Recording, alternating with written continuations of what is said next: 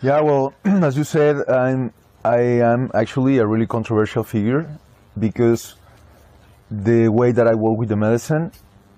But sometimes after people takes the first dose of the medicine, they don't want to go again because they are terrified. Sometimes I need to yell, I need to be physical, I need to be vocal to people to say, hey man, I don't care, stand up and do it again. Because it's for their own sake and also for my own peace of mind.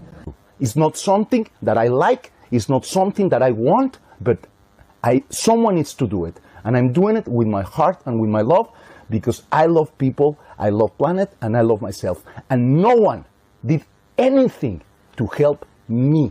I did it by myself. So I've been physical. I've been kicking people in the butt. I've been slapping people in the face. Why? Because they sign a release form before the ceremony and they trust me as a therapist. But if someone comes and approach me in front of the pipe, I need to be sometimes strict with the people in order to help them. And then I start to use a electric muscle stimulator that looks like a stun gun. So when I buzz this thing, everyone is paying attention. And I don't need to buzz anyone because they are terrified for being electrocuted.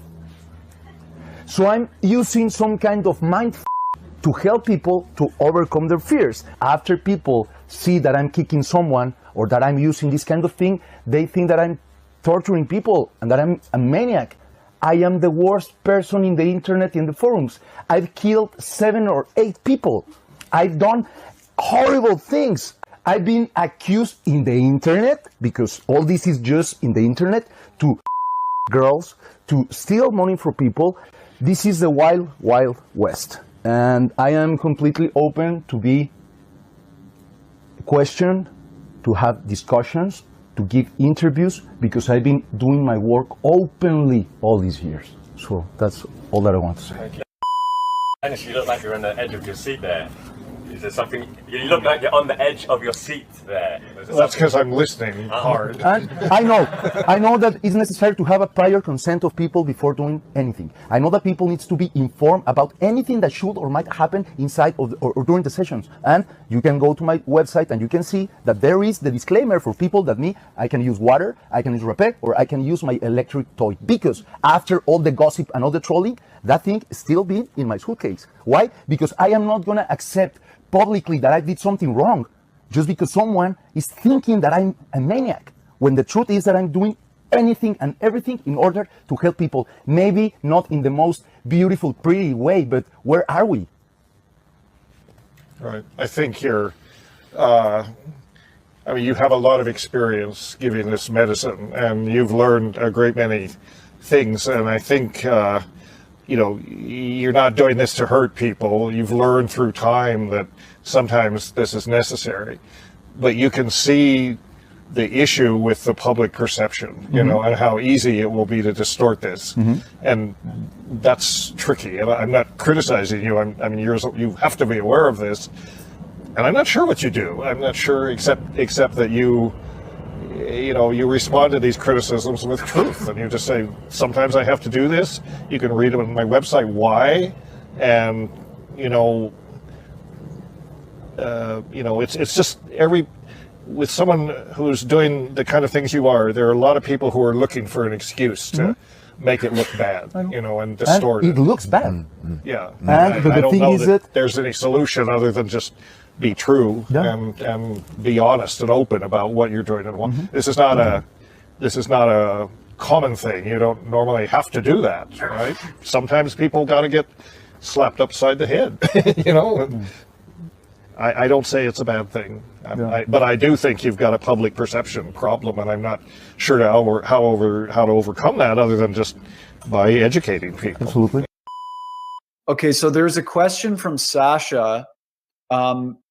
It was a question about psychedelic assisted therapies, and I don't know the quote myself, but it was something from Dr. McKenna, something to do with patient abuse sometimes being necessary in the context of psychedelic therapy.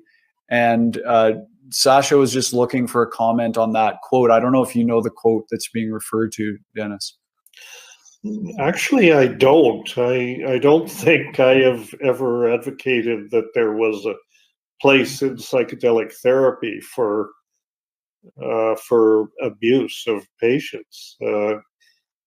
If sometimes have said that ayahuasca can be a stern teacher, and it often presents in a feminine form, whether or not, but it's kind of like your wise grandmother, who has nothing but compassion and your best interests at heart.